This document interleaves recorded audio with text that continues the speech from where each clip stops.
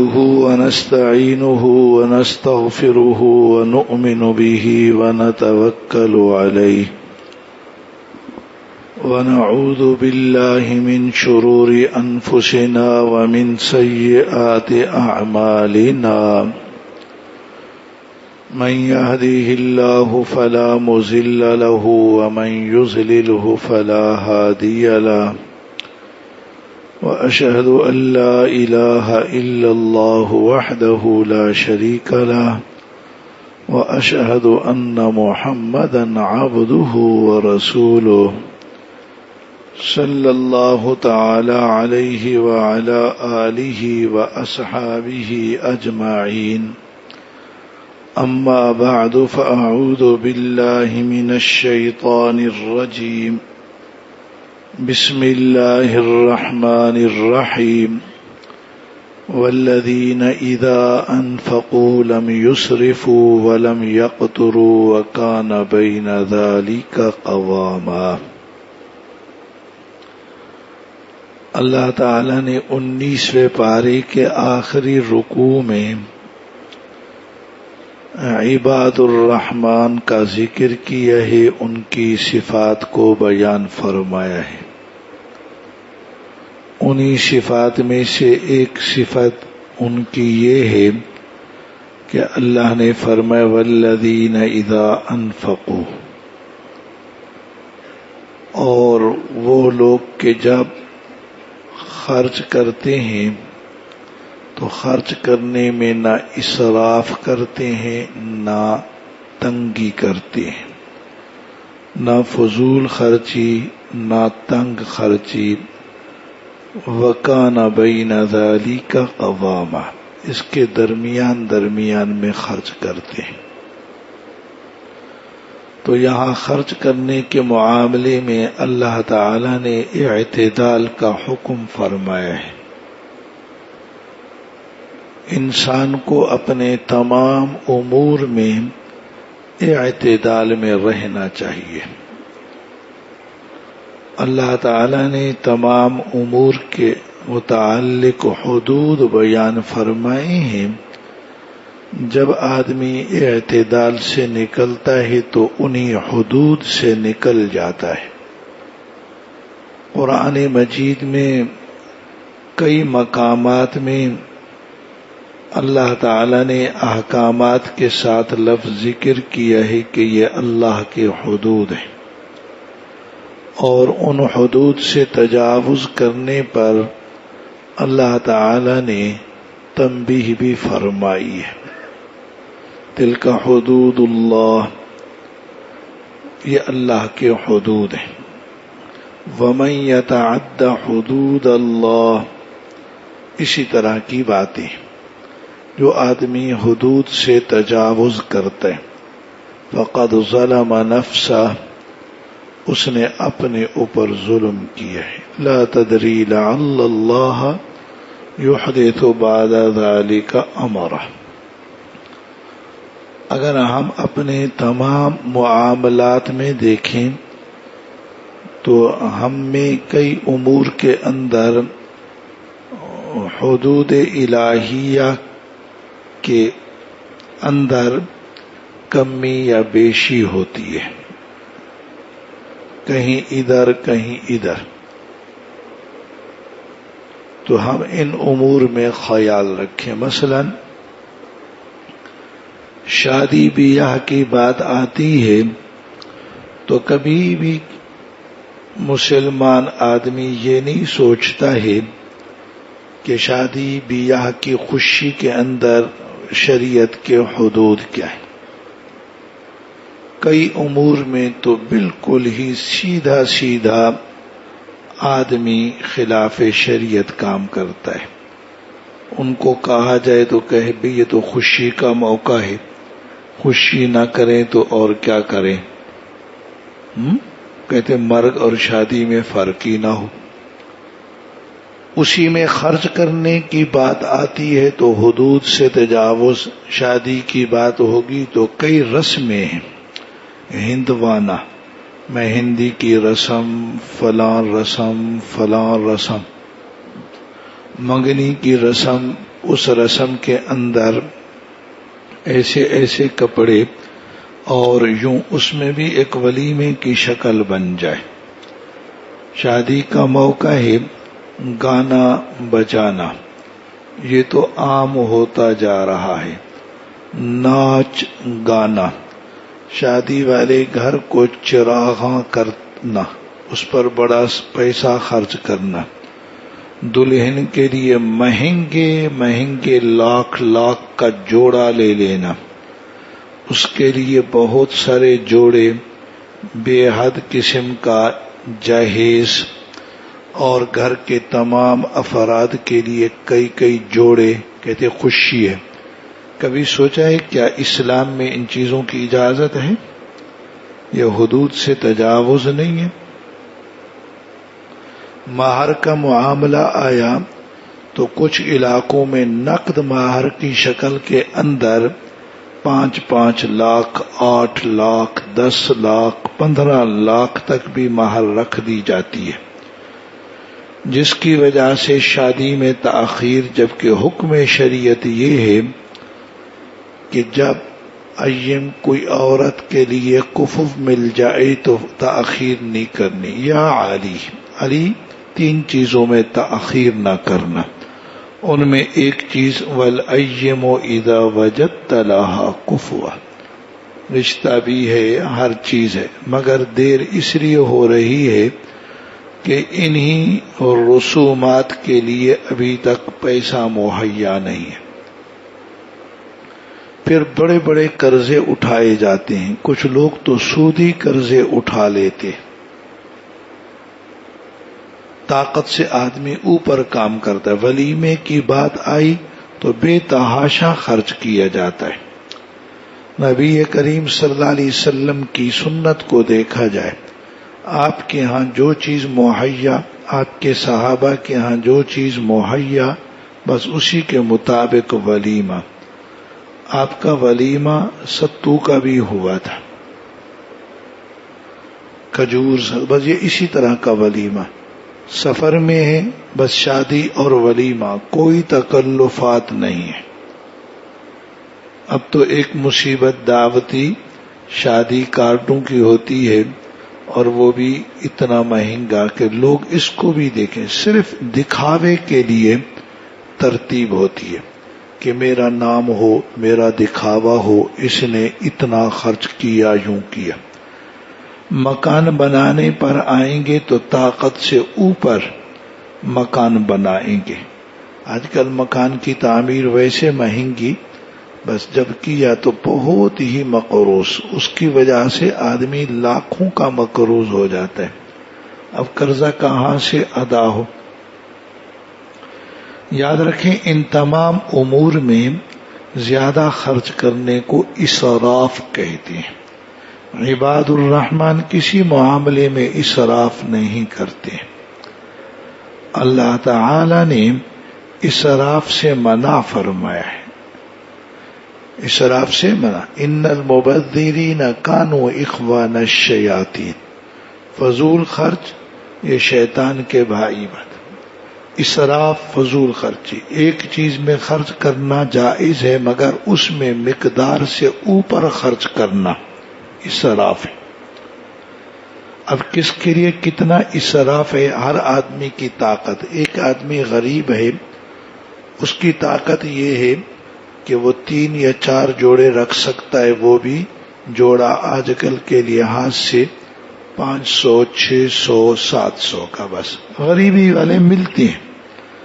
مگر وہ یہ کہتا ہے، سوچتا ہے میرے جوڑے زیادہ ہوں اور میں 2,500، 3,000 کا جوڑا لوں. فلاں تو ایسا پہنتا ہے. عورتوں کا یہ مزاج دوسروں کی دیکھا دیکھی کا بہت زیادہ ہوتا ہے.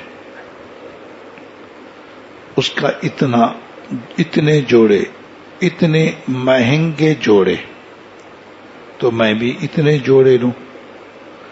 غریب آدمی کے لیے جوڑے کتنی تعداد میں ہوں، کتنی مقدار والے ہوں، اس سے اوپر یہ اسراف ہے. اب ایک آدمی ہے، بڑا مالدار ہے، اللہ تعالی نے اس کو بڑی حیثیت دی ہے، اگر وہ 5,000 کا بھی جوڑا پہنے مگر اس میں فخر نہیں ہونا چاہیے، تکبر نہیں ہونا چاہیے، تو اس کے لیے یہ اسراف نہیں ہے، اس کے لیے فضول خرچی نہیں ہے۔ اپنی طاقت سے اوپر خرچ کرنا اور ایسے خرچ کرنا جو چیز ضائع ہوتی رہے، یہ اسراف ہے۔ اگر آدمی غریب ہے تو 2-4 دیگیں صرف پلاؤ کی اتارے، وہ بھی ضروری نہیں کہ اس میں گوشت۔ اگر اتنی بھی طاقت نہیں ہے تو 1 دیگ، قرضے نہیں لینے، ادھار پہ کام نہیں کرنا ہے، سود پہ نہیں کرنا ہے۔ اگر اللہ نے زیادہ دیا ہے تو زیادہ کر لے، مگر وہ بھی دکھلانے کے لیے نہیں۔ ایک حدیث ہے، رسول اللہ صلی اللہ علیہ وسلم نے منع فرمایا ہے فخر کرنے والوں کے طعام سے۔ جو لوگ اس لیے طعام کھلائیں کہ ان میں یہ فخر ہو کہ لوگ یہ کہیں میں کتنا مالدار ہوں، ان کے طعام کھانے سے ہی اللہ کے نبی نے منع فرمایا۔ ہم لوگ بیٹھے نا، ہم نے کبھی نہیں سوچا یہ آدمی جو ہم کو دعوت کھلا رہا ہے، ولیمے پہ بلا رہا ہے، تو اس کا کیا مقصد ہے؟ اس کا مقصد یہ فخر ہے، تو اس کا کھانا کھانا جائز ہی نہیں، آپ نے منع فرمایا ہے۔ آپ نے منع فرمایا، اس کا کھانا کیسے برکت والا ہوگا؟ لوگوں میں یہ کہ فخر ہو۔ نانوتوی رحمت اللہ علیہ کو ایک علاقے کے سہارنپور کے ایک رئیس نے دعوت کی، مگر اور بھی بہت لوگ مدعو تھے، حضرت کو بھی بلا لیا۔ حضرت کو اندازہ نہیں تھا کہ یہ کس طرح کا کھانا کھلانا چاہتے، مگر اس نے بہت ہی زیادہ فضول خرچی کی، اور مقصد یہ تھا کہ لوگوں کو پتہ چلے کہ فلانا رئیس، فلانا ذمہ دار اتنا بڑا مالدار ہے، ایسے کھانے کھلائے۔ حضرت نے کھانے کے بعد فرمایا، رئیس صاحب آپ نے ہمت سے زیادہ کام لیا ہے۔ ظاہراً تو اس نے تعریف سمجھی، مگر حقیقت میں یہ تنبیہ تھی، ہمت سے زیادہ کام لیا ہے۔ پھر اگلا جملہ فرمایا، افسوس ہے آپ نے اس کے بدلے میں وہ چیز حاصل کی ہے کہ اگر ضرورت کے موقع پر اس کو بیچنا چاہو تو ایک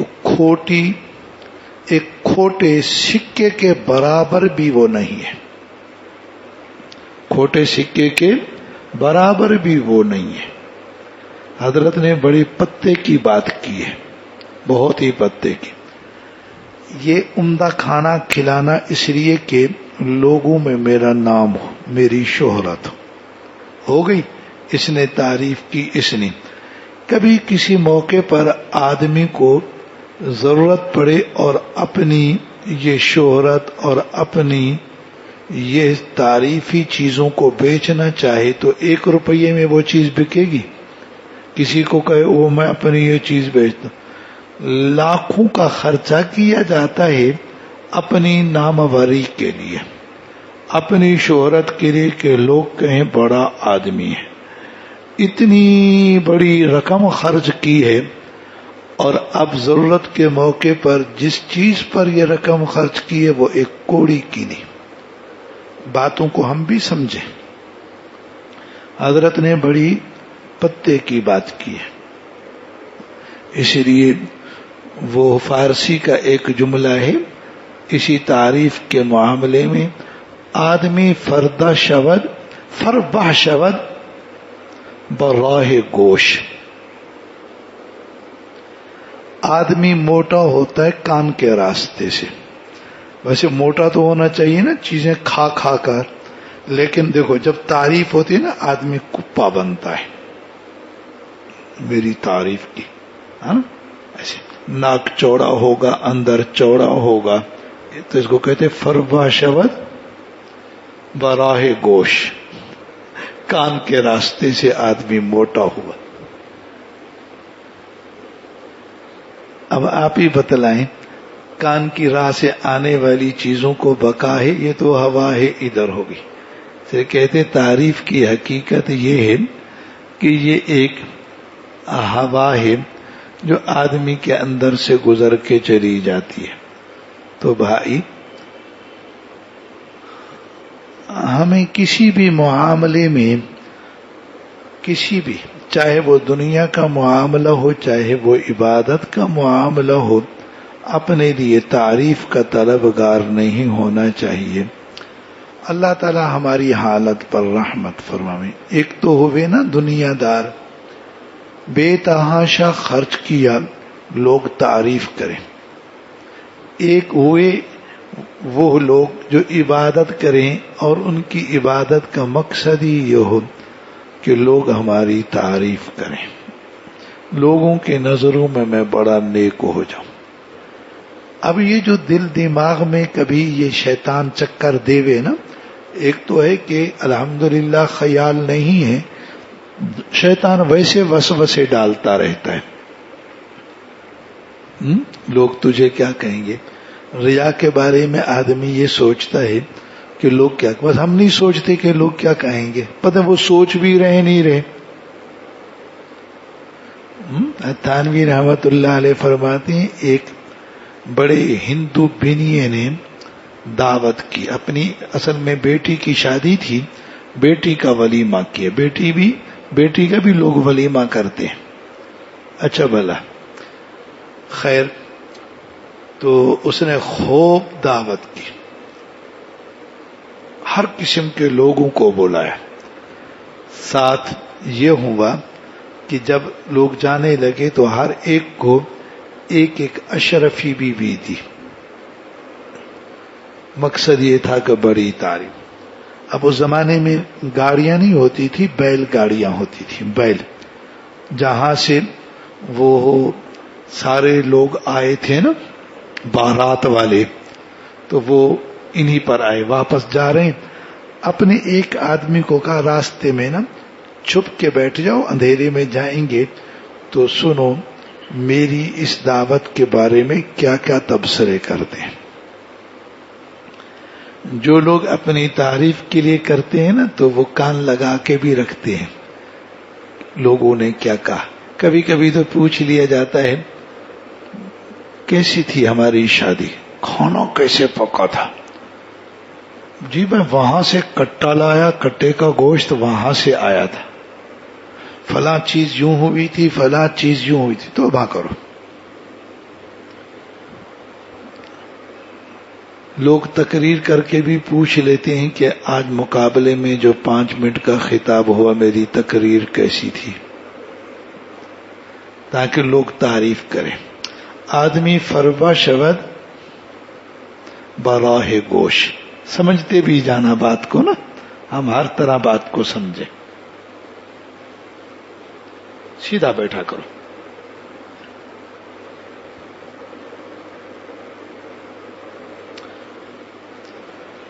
تو وہ کان لگا کے بیٹھا ہے، بیل گاڑیاں گزر رہی ہیں. اب لوگ تعریف نہیں کرے، کہنے لگے سسرا کہیں کا، صندوقیں بھری ہوئی اشرفیوں کی. ایک ایک اشرفی دی، 2 دیتا تو کیا ہو جاتا. سیدھی بات ہے. جو لوگ تعریفوں کے لیے ہوتے ہیں سامنے تو ہر کوئی تعریف کر لیتا ہے، پیٹھ پیچھے ایسے یہ کر لیا، وہ کر لیا، یوں کر لیا. اسی طرح کی نا کئی ساری چیزیں وجود میں آ جاتی ہیں.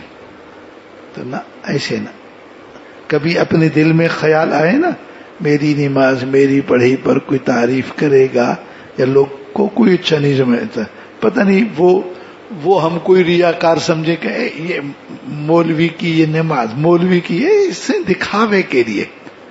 تعریف کون کرتا ہے جناب؟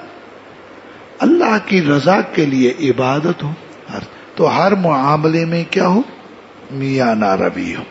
عبادت میں بھی میانہ روی. ساری رات جاگنے کی اجازت نہیں ہوتی ہے، لگاتار ساری زندگی روزہ نہیں ہے، وہ تو کسی خاص شان والے کی بات ہوتی ہے.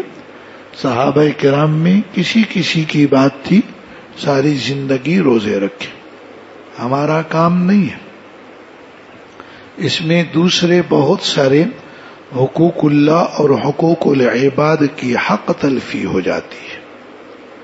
کسی عبادت میں زیادہ غلو کرنے سے کئی سارے حقوق رہ جاتے ہیں، اس لیے تمام امور میں میانہ روی اختیار کرنی ہے، میانہ روی ہر حتیٰ کہ بغض اور محبت میں بھی میانہ روی۔ حدیث میں باقاعدہ ترتیب ہے، کسی سے محبت کرو تو ایک حد تک کرو، ایسا نہ ہو کسی دن وہ تمہارا باغیس دشمن ہو جائے۔ کسی سے بغض رکھو تو ایک حد تک رکھو، کہیں ایسا نہ ہو ایک دن وہ تمہارا حبیب ہو جائے۔ دیکھو ایک آدمی سے محبت کی خوب سارے راز بتلائے جا رہے ہیں، یہ بھی راز، یہ بھی راز، یہ بھی راز، چلتے چلتے کئی کچھ وقت کے بعد وہ اس کا دشمن ہو گیا۔ اب جب دشمن ہوگا تیرے سارے راز فاش کرے گا نہیں کرے گا؟ یہ یوں ہے، یہ یوں ہے، فلانا ایسا ہے، فلانا ایسا ہے۔ خیال بھی فرمایا کرے اپنے خاص خاص رشتہ داروں میں بھی جب عداوت ہوتی ہے نا تو پھر وہ بھی راز کھولتے، فلانا یوں ہے، فلانا یوں ہے۔ کسی سے بغض رکھو، اگر بغض انتہا کو پہنچے کل کو وہ تیرا دوست تو تمہاری شرمندگی ہوگی۔ عداوت کی بھی ایک حد ہے، محبت کی بھی لوگوں کے ساتھ ایک حد ہے۔ تمام امور میں اعتدال، سارا مضمون نہیں سمیٹا جا سکتا، یہ تو لمبا چوڑا مضمون ہے۔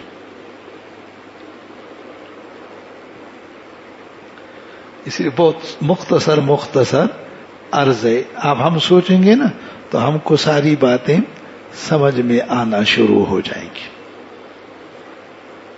میاں اگر آپ اللہ کی راہ میں بھی خرچ کرنا چاہتے ہیں تو درمیانہ ہاتھ رکھو، ایسا نہیں کہ سب کچھ دے کے بیٹھو اور گھر خالی ہو جائے۔ وہ کسی کی شان ہوتی ہے کہ سب دے میں۔ ساری زندگی میں ابو بکر صدیق رضی اللہ عنہ نے ایک دفعہ سارا مال دیا، آپ نے قبول فرما لیا۔ اس کے بعد یا اس سے پہلے بھی انہوں نے ایسا نہیں فرمایا۔ ایک صحابی اپنا ایک دفعہ سارا مال لے آئے، آپ نے قبول نہیں کیا تھا۔ دیکھو اللہ کی راہ میں خرچ کرنے کے اندر بھی میانہ روی، نہ کم۔ ہمارا کام وہ نیچے والا ہے، اوپر والا نہیں ہے۔ صحابہ سارا دینا چاہتے، ان کو منع کیا جاتا۔ وہ ساری رات جاگنا چاہتے، ان کو روکا جاتا۔ وہ ہر روز روزہ رکھ کے صائم الدہر بننا چاہتے تھے، ان کو روکا جاتا تھا۔ ہم لوگ نیچے کھڑے۔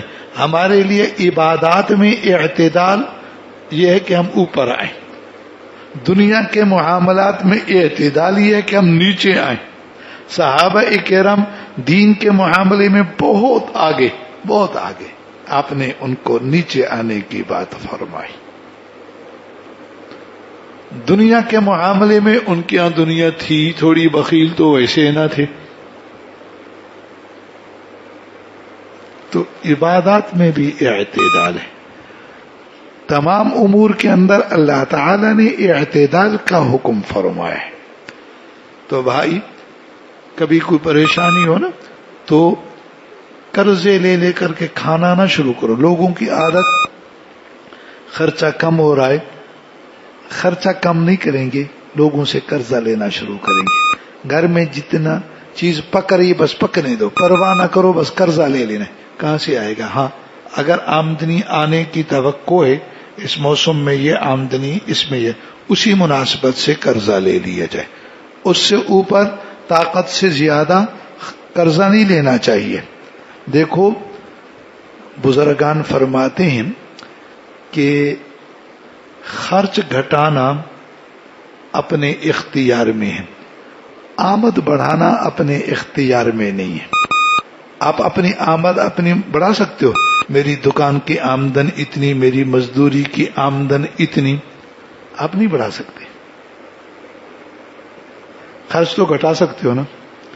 خرچ تو بھائی ضروری نہیں ہے کہ ہر دوسرے دن گوشت کھائیں، بس نہیں ہے تو کوئی بات نہیں، دال بھی مہنگی پڑے تو آلو، ضروری نہیں ہے کہ ہر حال میں ٹڑکے لگا لگا کے کھانے ہیں، ابھی ترتیب درمیانی ہے تو کوئی بات۔ ہاں اللہ نے اگر انتظام فرمایا کہیں سے چیز آئے گی، ترتیب ہوتی ہے نا بھئی، مہینے کے بعد آمدن ہوتی ہے کسی کی کرایہ داری پر، تنخواہ داری پر، اسی مناسبت سے لو، اس سے اوپر نہیں۔ مہینے کی آمدن ہے 10,000، اسی مناسبت سے خرچ کریں، 1,00,000 اسی مناسبت سے، مگر لوگ زیادہ کرتے۔ بزرگوں کے ہاں تو فاقے رہتے تھے، فاقے، کہ اگر قرضہ لیں گے تو کہاں سے پورا کریں گے۔ اس زمانے میں فاقے کرنا بھی آسان ہوتا تھا، آرام سے فاقہ کر لیا جاتا تھا۔ 3 ٹائم کھانا ہے، 2 ٹائم ہے تو 1 ٹائم، جیسی طبیعت بنائیں گے ویسے بن جائے گا نا۔ یہ تو اللہ کا شکر ہے، ہمارے اس زمانے میں غریب سے غریب کے پاس بھی اتنا ہوتا ہے کہ آرام سے 2 دفعہ کھا لیتا ہے۔ وہ زمانہ بھی دیکھا بھالا ہے، سالن نہیں ہے چٹنی کے ساتھ کھا لو۔ چٹنی سمجھتا ہے، یہ بازار والی نہیں، دستی بنانی پڑتی تھی، ایسی آسان کہ جانی چھوٹی، مزہ بھی دیوے، روٹی اندر پار کرنی ہے نا۔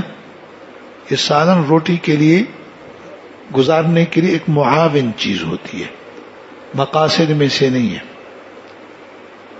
مقاصد میں سے نہیں ہے، بس یہ چٹنی ہے، کبھی لسی سے کھا لی، کبھی گڑ کے ساتھ بھی روٹی کھائے، اس کے کھانے کی مقدار بھی عام سالن کی مقدار سے بڑھ جاتی۔ کبھی تجربہ کر لینا، گڑ سے قہوہ پینے والے حضرات کبھی گڑ سے روٹی بھی کھا کے دیکھیں، مقدار بڑھ جائے گی، اتنا مزیدار، کو کتنی سادگی کی بات ہے۔ اب ہم اپنے گھروں میں جائیں نا، بڑوں سے پوچھے کیسے گزارا، یہ ہوتا ہے۔ ہاں اگر آمدن کی ترتیب ہے، یہ وہ ایک بزرگ تھے شیخ احمد، انہیں خضر وح کہا جاتا تھا، تو بڑے بزرگ تھے، لوگ ان کے مریدین بھی تھے، ہدایہ بھی دیتے تھے، تو حضرت قرضہ اٹھاتے رہتے تھے۔ قرضہ اٹھانا اپنے کھانے کے لیے نہیں ہوتا تھا، بس جو حضرات آ رہے ہیں ان کو کھلایا جا رہا ہے، ہر چیز مقروض رہتے تھے، مگر کہیں سے کچھ نہ کچھ آتا جاتا تھا۔ ایسے لوگوں کے لیے قرضہ آ جائے گا، دیتے رہیں گے۔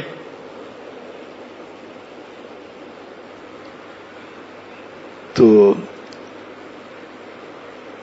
آخری بیماری آ گئی، قرض خواہوں کو پتہ چلا کہ حضرت بیمار ہیں، اور بیمار بھی ایسے ہیں بظاہر اسی بیماری سے اٹھنا مشکل۔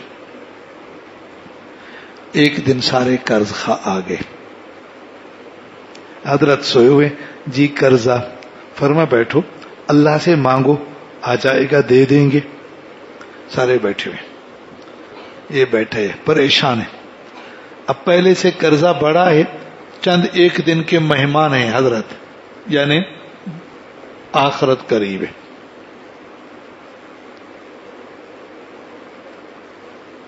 وہاں سے ایک لڑکا گزرا، حلوائی کا لڑکا تھا، حلوائی جو مٹھائیاں بناتے ہیں نا، حلوائی، اس زمانے کی جو حلوائیوں کی بات۔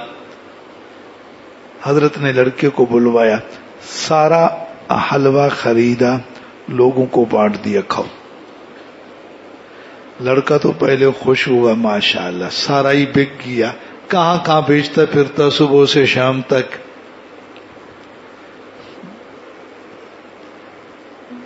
حضرت کو کہتا ہے پیسے، فرما بیٹھو یہ بھی سارے قرض خواہ ہیں، اللہ سے مانگو۔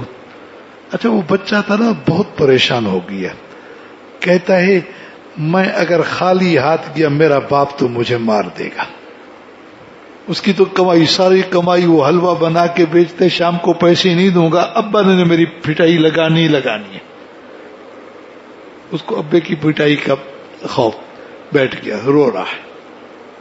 اچھا بھلا زوردار رونا لگ گیا، بچہ بھی چھوٹا تھا، روتا بھی خود تھا۔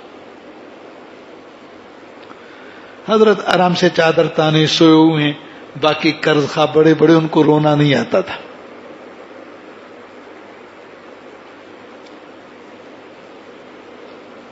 تو کچھ ہی دیر گزری، ایک بڑے رئیس سے نا ایک تشت آیا، پورا اشرفیوں سے بھرا ہوا تھا. حضرت فلاں نے ہدیہ بھیجا ہے. فرمایا بھائی گنو. ادھر گنتی ہوئی. فرمایا قرض خواہوں کا گنو. جتنا قرضہ تھا اللہ نے اتنے پیسے بھجوا دیے. سب بچے کو بھی دیے، وہ بھی ہنستا مسکراتا گیا چلے سارے گئے.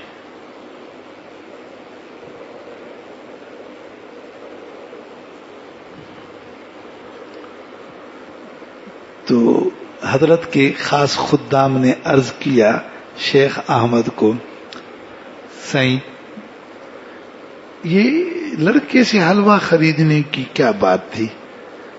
اتنی بڑی ذلت ہماری ہو رہی تھی، لوگ باتیں بنا رہے تھے، یہ پہلا قرضہ اترا نہیں، انہوں نے اور سے قرضہ لے لیا. تو حضرت نے فرمایا بھائی اتنے قرض دار بیٹھے ہوئے تھے، اللہ سے میں نے دعا کی اللہ دے دے. الہامن ارشاد ہوا کوئی رونے والا ہوگا تو ملے گا، ان میں تو کوئی رونے والا نہیں ہے. میں نے لڑکے کو دیکھا، بس ترتیب سمجھ آ گئی، اس سے خریدوں گا، اس نے تو رونا ہی رونا ہے. اس نے رونا شروع کیا، اللہ کی رحمت کو جوش آ گیا. اب بات سے یہاں اور بات نکل آئی، سبحان اللہ. رونے سے اللہ کی رحمت کو جوش آ جاتا ہے، اس لیے اللہ کے آگے رویا کرو. ہاں ایک تو ہماری اجتماعی دعا ہوتی ہے، تو اللہ تعالیٰ کسی میں تضرع رکھتے ہیں، دوسروں پر اثر وہ بھی اسی کیفیت میں آوے.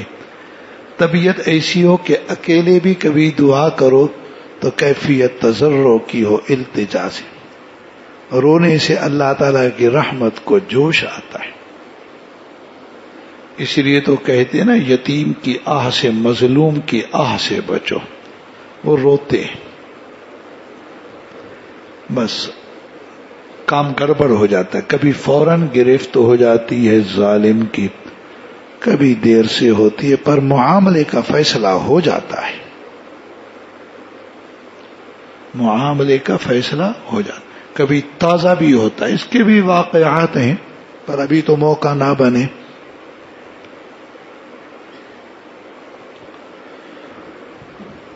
تو اس پر شیخ رومی رحمت اللہ علیہ کے باقاعدہ فارسی میں اشعار ہیں اسی واقعے پر.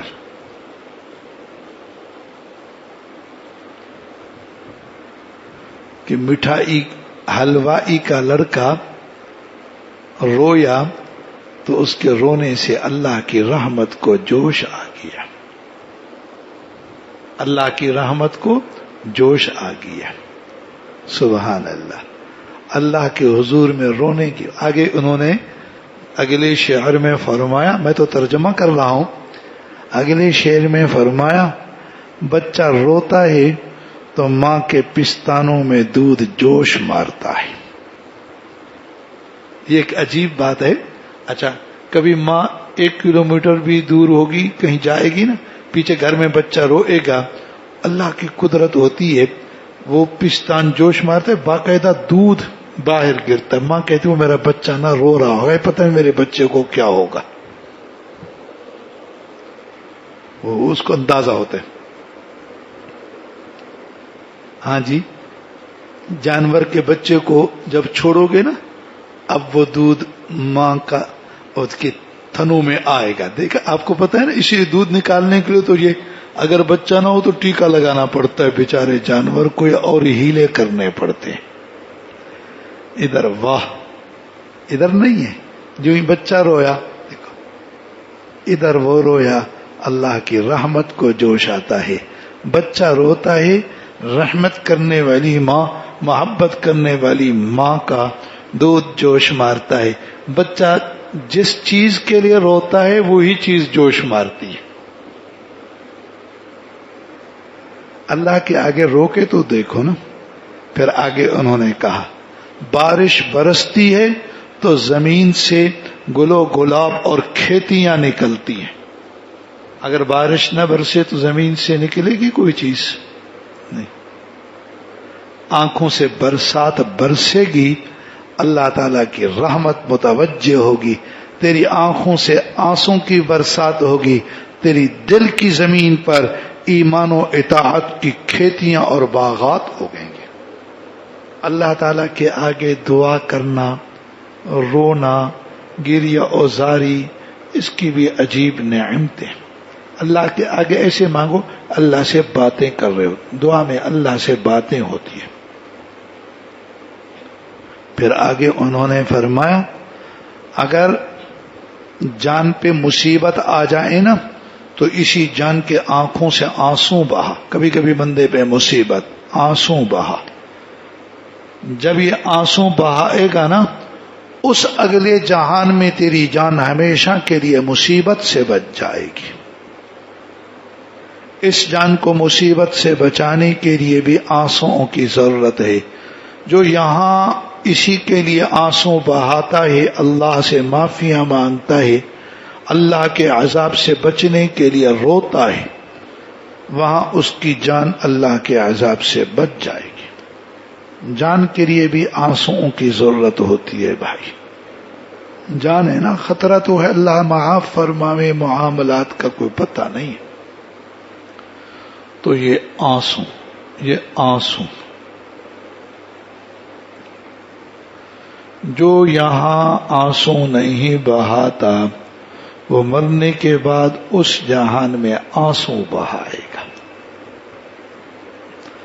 مگر وہاں آنسو بہانے کا کوئی فائدہ ہوگا؟ جو لوگ جہنم میں ہوں گے روئیں گے، آنسو ختم ہو جائیں گے، خون نکلے گا آنکھوں سے، کوئی فائدہ نہیں. قبر میں بھی روئے گا، محشر میں بھی روئے گا، بس ایسا روئے گا ایسا لا ينقطع ابدا، وہ کبھی رونا ختم نہیں ہوگا، وہ ہوگا ہی نہیں. سارا کام ہی وہاں رونا رونا، کوئی ادھر رو ادھر رو. تو رونے سے اللہ کی رحمت جوش میں آتی ہے. کسی قوم میں، کسی بستی میں اللہ کی خشیت سے رونے والا ہو، پوری قوم کے لیے فوائد ہوتے. کوئی اس بارے میں باقاعدہ حدیثیں بھی ہیں مگر وہ میں بیان نہیں کر رہا ہوں.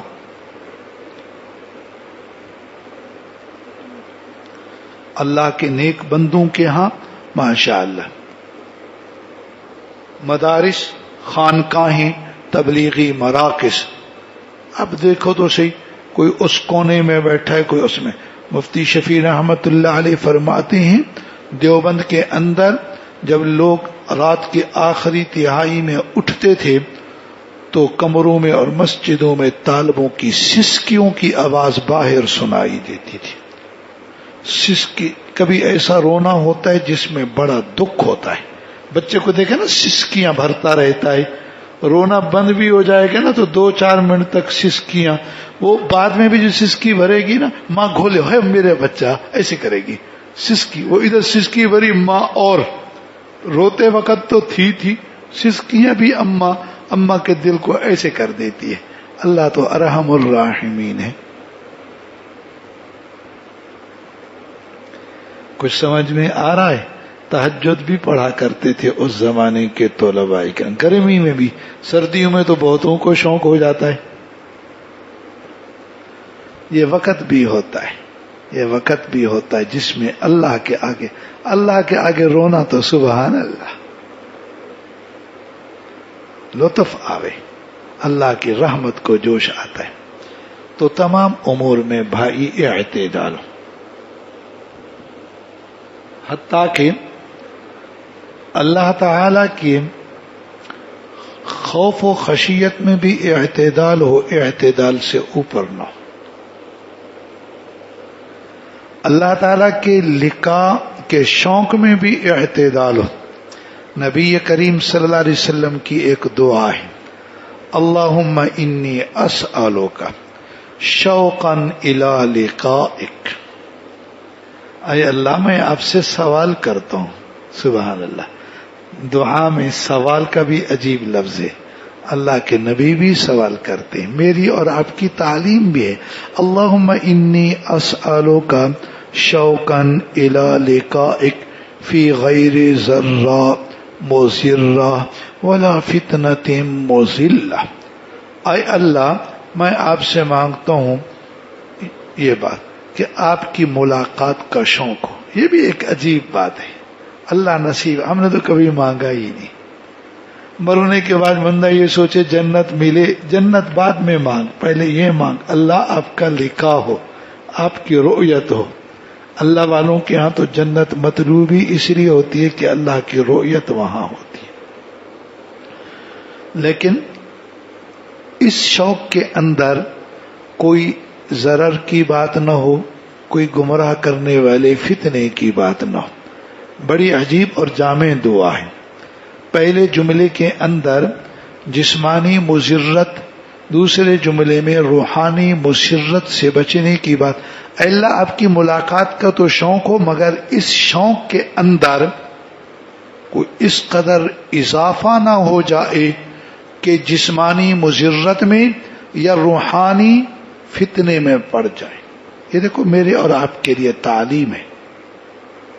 اب آپ کہیں گے یہ کیسے, تو سنو. ہاں, اللہ تعالی کی ملاقات کے شوق میں جب بہت اضافہ ہو تو بندہ کہے گا ہر وقت میں عبادت کرو. اس عبادت کی وجہ سے جسمانی مضرت, دماغ میں خشکی, جسم میں تھکاوٹ, آدمی زور لگائے گا, کچھ وقت کے بعد اتنی کمزوری ہے کھڑے ہو کے نماز نہیں پڑھ سکتا ہے. پہلے ہمیشہ روزے رکھتا تھا, اب ہفتے میں ایک دفعہ رکھنا بھی مشکل ہے. دیکھیں نا, عبادت کا شوق. عبادت اپنی مرضی کی نہیں, ایک اعتدال ہے, ایک اعتدال ہے. بھی اتنا اتنا یہ ترتیب. طلباء میں بھی یہی ترتیب, بھی اتنا روزہ اتنا رکھو, اس سے اوپر نہیں. اعتکاف اتنی ترتیب والا ہو, اس سے اوپر نہیں. گرمی میں لگاتار لمبے روزوں میں مشقت نہ ہو جائے. بعد میں ہر چیز کا ایک موقع ہے نا. سردیاں آ رہی ہیں, اس میں تو روزے غنیمت ہیں, مفت کی غنیمت.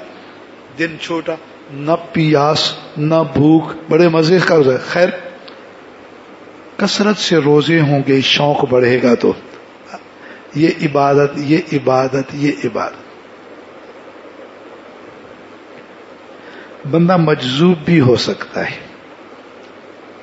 مجذوب یہ بھی نقص ہے, مگر اس میں اپنا اختیار نہیں رہتا ہے تو نقصان کوئی نہیں ہوتا ہے. خیر, روحانی مضرت کیا ہوتی ہے؟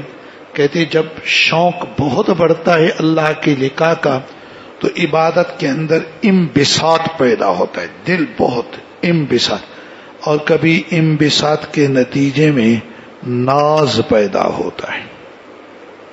ناز پھر اس میں عجب کے خطرے شروع, روحانی مضرت شروع ہو جاتی ہے. ہر چیز کی ایک حد ہو. آپ بات کو سمجھیں گے. اللہ کے پیغمبر علیہ السلام کی دعائیں تشریح بزرگان کی ہے, میری نہیں. میں تو نقال ہوتا ہوں, صرف نقل کر دیتا ہوں مضمون.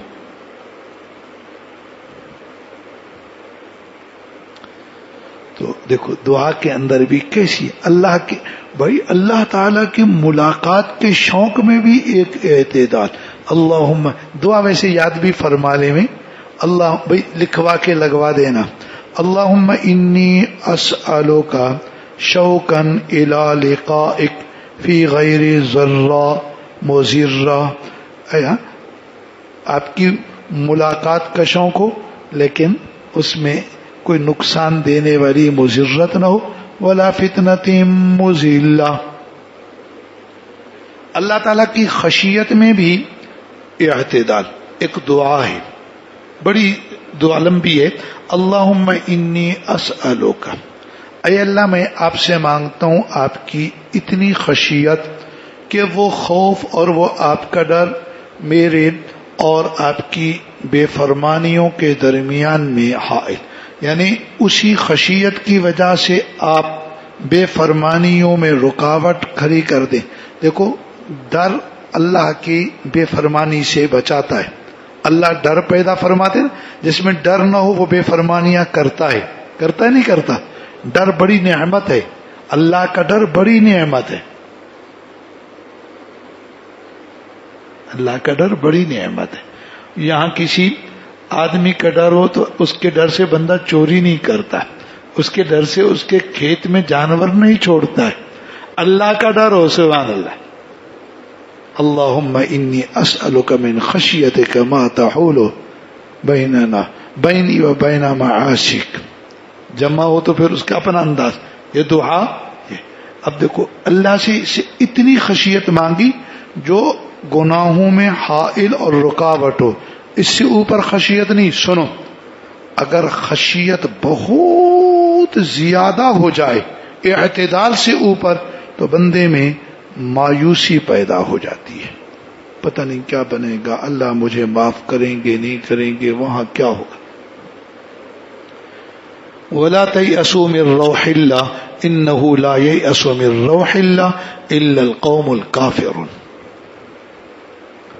نا امیدی کی کئی وجوہات ہوتی ہیں، ان میں سے جس مضمون میں اس کا عرض کر رہا ہوں.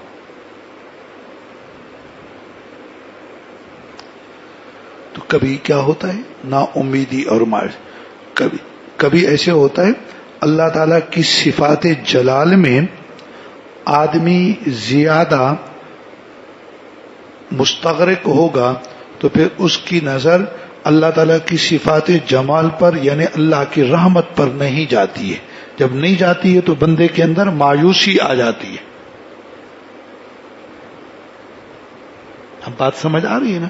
تو خشیت بھی ایک کچھ لوگوں میں اس قدر خشیت مایوس ہو جاتے ہیں، نا امید ہو جاتے ہیں، پریشان حال، وہمی وسواسی تک ہو جاتے ہیں. ہر چیز کی ایک حد ہے. اللہ کے پیغمبر کی دعاؤں میں ہمارے لیے تعلیم، یہ خشیت کی دعا میں یہ تعلیم بھی ہے. ہم لوگوں کی خشیت بہت نیچے ہے، ہم اوپر مانگ رہے ہیں. کہیں بندہ بہت زیادہ ان چیزوں میں ہو تو اس کی خشیت اوپر جا سکتی ہے، ایک اعتدال میں. اللہ اتنی خشیت ہو کہ جو گناہوں میں حائل اور رکاوٹ ہو جائے.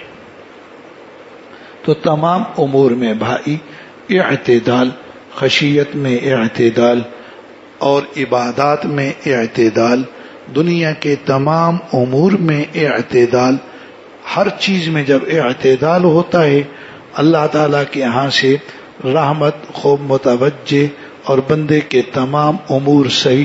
دنیا کے امور میں اعتدال، تیری دنیا کی زندگی اچھی گزرے گی، مقروض نہیں ہوگا، پریشان نہیں ہوگا. بس جتنی طاقت ہے اتنا کام کر. اور دینی عبادت کے امور میں بھی اعتدال، جتنی طاقت. یہ بھی ہوتا ہے، یہ ساتھی ہے نا، یہ کہے میں اگر زیادہ روزے رکھوں مجھے تکلیف زیادہ، یہ مضبوط ہے. نہیں، مجھے الحمدللہ کچھ نہیں ہوتا. ہر آدمی کی اپنی اپنی ترتیب. کسی کے لیے یہ چیز افراط ہوگی، کسی کے لیے یہ عمل. آدمی اپنی عمر، اپنی طاقت، اپنی صحت کو دیکھ کر اپنے متعلق اعتدالی امور کا فیصلہ کرے. یہ اعتدالی امور اعمال نافلہ میں ہیں. اعمال مفروضہ تو ہر ایک کے اوپر برابر فرض اللہ نے تو وہ زیادہ رکھے ہی نہیں ہیں. نہ نماز، نہ روزہ، نہ زکوٰۃ، نہ عشر. تو ان تمام امور کے اندر اعتدال کا خیال رہے. اللہ تعالی ہم کو